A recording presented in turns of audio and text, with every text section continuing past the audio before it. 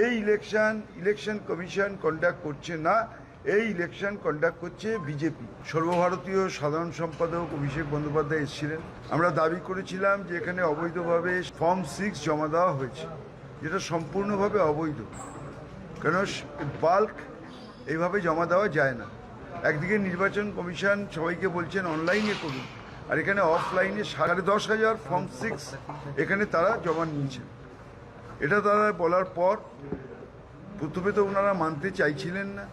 আজকে আমাদের সঙ্গে কথা হওয়ার পর তিনি বলেছেন যে তিনি সিসিটিভি ফুটেজ তিনি প্রেসকে দেবেন, পাবলিশ করবেন, এবং যারা জমা দিয়েছেন কনস্টিটিউয়েন্সি ওয়াইজ তাদের লিস্টও তিনি বার করবেন। এখন কতটা করবেন আমরা জানি না, আমাদের তিনি কথা দিয়েছেন তিনি করবেন। আমার মনে হচ্ছে এর মধ্যে ডাল মে কুছ কালা হ্যায়, এর মধ্যে একটা কিছু কনস্পিরেসি আছে এবং একটা বিশেষ উদ্দেশ্য নিয়ে এই কাজটা করা হয়েছে। ইলেকশনকে প্রহসনে পরিণত করেছে বর্তমান নির্বাচন কমিশন। বিজেপি অফিস থেকে যা বলে দেওয়া হচ্ছে, যাকে পোস্টিং করা হচ্ছে, সেটা সেইভাবে করা হচ্ছে। এই ইলেকশন কমিশন পরিচালনা করছে না, এই ইলেকশন বিজেপি তারা পরিচালনা করছে।